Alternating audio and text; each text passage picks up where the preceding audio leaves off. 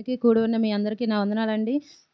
నేను చెప్పే సాక్ష్యం అంటే మరి ప్రతి సంవత్సరం జూన్ 17వ తారీఖు నా భర్తది మరి పుట్టినరోజు కొట్టవండి. మరి వివాహం కాకముందు నుంచి మరి నా భర్త మీద కీడు కనిపించినప్పుడు మరి ఆత్మీయ తండ్రులు చెప్పారంటండి, ప్రతి సంవత్సరం పుట్టినరోజు కూటం పెట్టుకోమని. దేవుని నామాన్ని గనపరిస్తే మరి దేవుడు నా భర్తకి ఎంతగానో మంచి ఆరోగ్యం ఇచ్చాడండి. మరి మొన్నటి కాలం మంది కూడా మరి నా భర్త మీద కీడు కనిపించిందండి. మరి ఎంతగానో ప్రార్థన చేసుకున్నాము. మొన్నే మరి కారు గుద్దింది, నాకేం అవ్వలేదని చెప్పాడండి. దేవునికి స్తోత్రం అండి. దేవుడు అది కూడా తప్పించాడండి. ఇంకో సాక్ష్యం అంటే మరి మాకు గృహం కావాలండి. మరి గృహం కట్టుకోవాలని మరి వెనకాల స్థలం గురించి కూడా మీ అందరూ ప్రార్థన చేయండి. మరి కోటాలు పెట్టుకునేటప్పుడు వర్షం పడితే ఎంతగానో టెన్షన్ పడుతున్నామండి.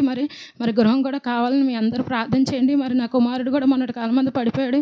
మరి దెబ్బ పెద్దదైద్దాం అనుకున్నాను. మరి దేవుడు కూడా ఎంతగానో కోటం టైంకల్లా ముట్టి స్వస్థపరిచాడండి.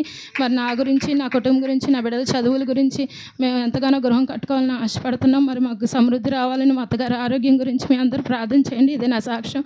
నా గురించి, నా కుటుంబం నుంచి ప్రార్థన చేయండి. మీ అందరికీ నా వందనాలు.